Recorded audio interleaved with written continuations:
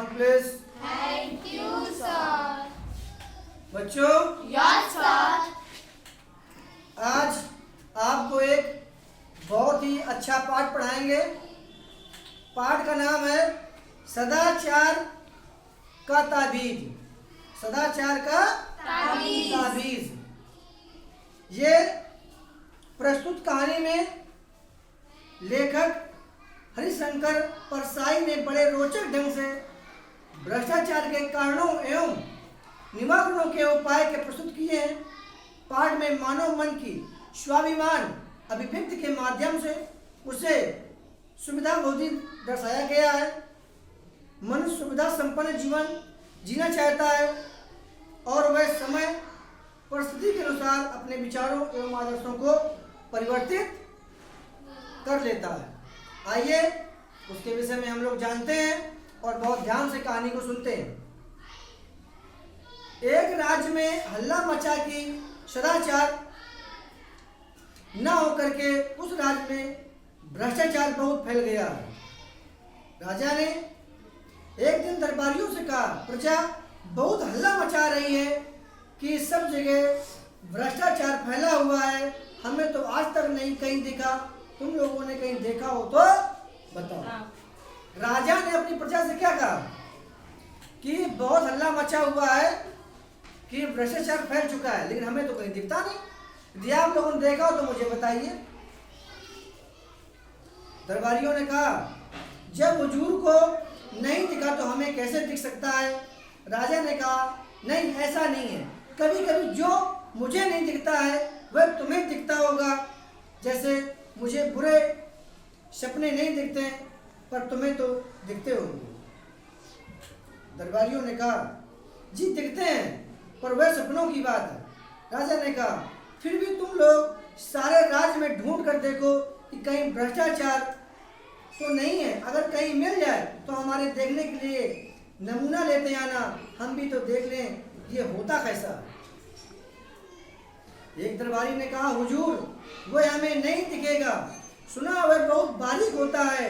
हमारी आंखें आपकी विराटता देखने की इतनी आदी हो गई हैं कि हमें बारीक चीजें दिखती ही नहीं है। हमें भ्रष्टाचार दिखा भी तो हमें आपकी छवि दिखेगी, क्योंकि हमारी आंखों में तो आपकी सूरत बसी है। पर अपने राजा ने एक जात रहती है जिसे विशेषज्ञ कहते हैं। इस जात के पास कुछ ऐसा अंजन होता है कि उसे आंखों में आंच कर वे बारीक चीज भी देख लेते हैं। मेरा निवेदन है कि इन विशेषज्ञों को ही हुजूर भ्रष्टाचार ढूंढने का काम सौंपा जाए। राजा ने कहा दरबारियों से, दरबारियों ने कहा कि जो काजल बनाता हो उसको आप भेजो कि आप ढूंढे भ्रष्टाचार कहाँ फैला है। तो काजल लगाने से रोशनी तेज होती है, जो बनाता होगा उसकी और तेज होगी। ये राजा की सोच है, ठीक है। Yes, sir. राजा ने विशेषज्ञों जात के 5 आदमी बुलाए और कहा, सुना है हमारे राज्य में भ्रष्टाचार है पर वह कहाँ है ये पता नहीं चलता, तुम लोग उसका पता लगाओ, अगर मिल जाए तो पकड़कर मेरे पास ले आना।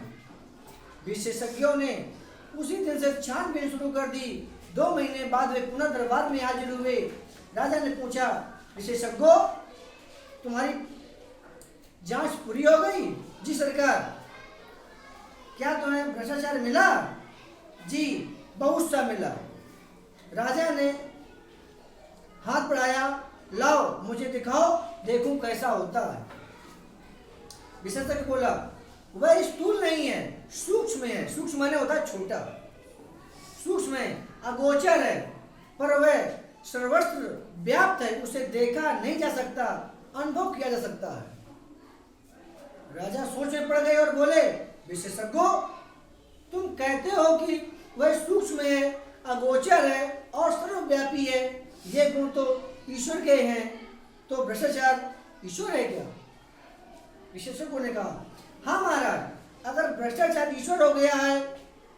एक दरबारी ने पूछा, पर वह है कहाँ, कैसे अनुभव होता है? विशेषज्ञों ने जवाब दिया, वह सर्वत्र है, वह इस भवन में है, वह महाराज के सिंहासन में है। सिंहासन में कहकर राजा साहब उछल कर दूर खड़े हो गए। जब विशेषज्ञ माने जानते हो, खुदबीन करने वाले, उन्होंने कहा कि आपके सिंहासन पर भी है भ्रष्टाचार। तो राजा तो डर गया, डर करके कूद खड़ा हो गया। समझ रहे हैं? Yes, sir. विशेषज्ञों ने कहा हाँ सरकार, सिंहासन में है। पिछले माह इस सिंहासन पर रंग करने के लिए जिस बिल का भुगतान किया गया था वह बिल झूठा था। वास्तव में दुगने दाम का था। आधा पैसा बीच वाले खा गए। आपके पूरे शासन में भ्रष्टाचार है और वह मुख्यतः घूस के रूप में। उन्होंने कहा आपके यहाँ घूसखोरी होती है, आपके यहाँ भ्रष्टाचार होता है। पिछले बार आपके ही दरबार में घूसखोरी हुई थी। विशेषज्ञों की बात सुनकर राजा चिंतित हो गए। वो दरबारियों के कान खड़े हो गए। राजा ने कहा यह तो बड़ी चिंता की बात है, हम भ्रष्टाचार बिल्कुल मिटाना चाहते हैं। विशेषज्ञों तुम बता सकते हो कि वह कैसे मिट सकता है? विशेषज्ञों ने कहा हाँ महाराज, हमने आपकी भी योजना तैयार कर ली है। भ्रष्टाचार मिटाने के लिए महाराज को व्यवस्था में बहुत परिवर्तन करना होंगे। एक तो भ्रष्टाचार के मौके मिटाने होंगे, जैसे ठेका है तो ठेकेदार है, ठेकेदार है तो अधिकारियों के लिए घूस लेते हैं, ठेका मिट जाए तो उसकी घूस मिट जाए। इसी तरह बहुत सी चीजें हैं जिन कारणों से आदमी घूस देता है, यह भी विचाराधीन है। राजा ने कहा अच्छा, तो अपनी पूरी योजना रख जाओ, हम अपने दरबारी के साथ मिलकर विचार करेंगे। विशेषज्ञ चले गए। राजा ने दरबारियों के साथ मिलकर भ्रष्टाचार मिटाने की योजना को पढ़ा, उस पर विचार किया। विचार करते दिन बीतने लगे और राजा का स्वास्थ्य बिगड़ने लगा। एक दिन दरबारी ने कहा महाराज, चिंता के कारण आपका स्वास्थ्य बिगड़ता जा रहा है।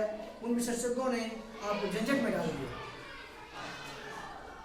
राजा ने कहा पर करें क्या, तुम लोगों ने ही भ्रष्टाचार मिटाने की योजना का अध्ययन किया है, तुम्हारा क्या मत है, क्या तुम उसे काम में लाना चाहोगे? दरबारियों ने कहा महाराज ये योजना क्या है, एक मुसीबत है, उसके अनुसार कितने उलट फेर करने पड़ेंगे, कितनी परेशानी होगी, सारी व्यवस्था उलट पुलट हो जाएगी।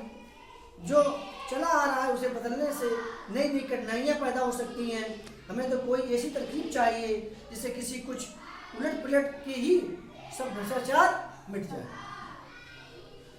राजा ने कहा कि हमें ऐसी तरकीब बताओ कि हमें नियम भी न बदलना पड़े और भ्रष्टाचार मिट जाए। राजा साहब बोले मैं भी यही चाहता हूँ, पर ये कैसे हो? हमारे प्रतिमा को जादू आता है, हमें वह भी कहीं आता हो तो तुम भी कोई उपाय खोजो। एक दिन दरबारियों ने राजा के सामने एक साधु को पेश किया और कहा महाराज ये कंगरा में तपस्या करते हैं, इन महान साधक को हम ले आए हैं। इन्होंने सदाचार की ताबीज बनाया है, वह मंत्रों से सिद्ध है, उसके बांधने से आदमी एकदम सदाचारी हो जाता है। साधु ने अपने झोले में से ताबीज निकाल राजा को दिया। राजा ने उसे देखा और बोला हे साधु, इस ताबीज के विषय में मुझे विस्तार से बताओ, इससे आदमी सदाचारी कैसे होगा? साधु ने समझाया महाराज भ्रष्टाचार और सदाचार मनुष्य की आत्मा में होता है, बाहर से नहीं आता। विधाता जब मनुष्य को बनाता है तब किसी की आत्मा में ईमानदारी की कल फिट कर देता है और किसी की आत्मा में बेईमानी की। इस कल में से ईमान और बेईमानी के स्वर निकलते हैं। जिन्हें आत्मा की पुकार करते हैं, आत्मा की पुकार के अनुसार ही आदमी काम करता है। प्रश्न ये है कि किसकी आत्मा में बेईमानी है और किसकी आत्मा में ईमानदारी है। मैं कई वर्षों से इसी के चिंतन में लगा हूँ। अभी कैसे इस सदाचार की ताबीज बनाया, जिस आदमी को भुजा पर बांध दिया जाए वह सदाचारी हो जाए। मैंने कुत्ते पर भी प्रयोग किया है। ये ताबीज गले में बांध देने से कुत्ता भी रोटी नहीं चुराता है। बात यह है कि इस ताबीज में से सदाचार के स्वर निकलते हैं।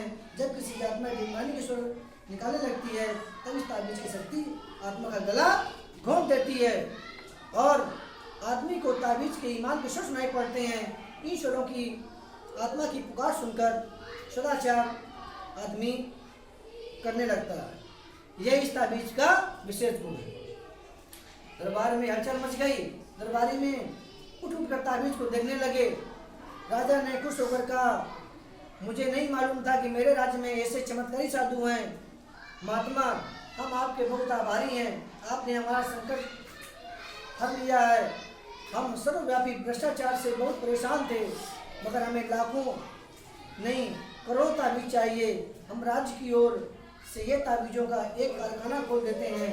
आप उसके जनरल मैनेजर बन जाएं और अपनी देख रेख में बढ़िया ताबीज बनवाएं। राजा ने कहा कि हम एक फैक्ट्री खोल देंगे, उसमें कर्मचारी रखेंगे, आप उसके मेन रहिए, आप ताबीज बनाइए और लोगों को पहनाएं, भुजाम बांधे, ताकि सभी लोग ईमानदार हो जाए। एक मंत्री ने कहा, महाराज, राज क्यों इस झंझट में पड़े? मेरा तो निवेदन है कि साधु बाबा को ठेका दे दिया जाए, वे अपनी मंडली से ताबीज बनवा कर राज को सप्लाई कर देंगे। राजा को यह सुझाव बहुत पसंद आया। साधु को ताबीज बनाने का ठेका दे दिया गया। उसी समय 5 करोड़ रुपए कारखाना खोलने के लिए पेशगी मिल गई। राज के दरबारों में खबरें छपी, सदाचार की ताबीज की खोज, ताबीज बनाने का कारखाना खुला है। लाखों ताबीज बन गए। सरकार के हुक्म से हर सरकारी कर्मचारी की भुजा में एक ताबीज बांध दिया गया। भ्रष्टाचार की समस्या का ऐसा सरल हल निकल आने से राजा और दरबारी बहुत खुश थे। एक दिन राजा की उत्सुकता जागी। उन्होंने सोचा, देखिए तो ये ताबीज कैसे काम करता है। वे वेश बदल कर एक कार्यालय गए। उस दिन 2 तारीख थी। वे एक कर्मचारी के पास गए और कई काम बताकर उसे 5 रुपए का नोट देने लगे। कर्मचारी ने उसे डांटा, भाग जाओ यहाँ से, तुम घूस देते हो। राजा बहुत खुश हुआ। ताबीज ने कर्मचारी को ईमानदार बना दिया। कुछ दिन बाद वह फिर से वेश बदलकर उसी कर्मचारी के पास गया। उस दिन 21 तारीख थी, महीने का आखिरी दिन था। राजा ने उसे 5 का नोट दिखाया और उसे लेकर जेल में रख लिया। राजा ने उसका हाथ पकड़ लिया और बोला, मैं तुम्हारा राजा हूँ, क्या तुम आज सदाचार का ताबीज बांधकर नहीं आए हो?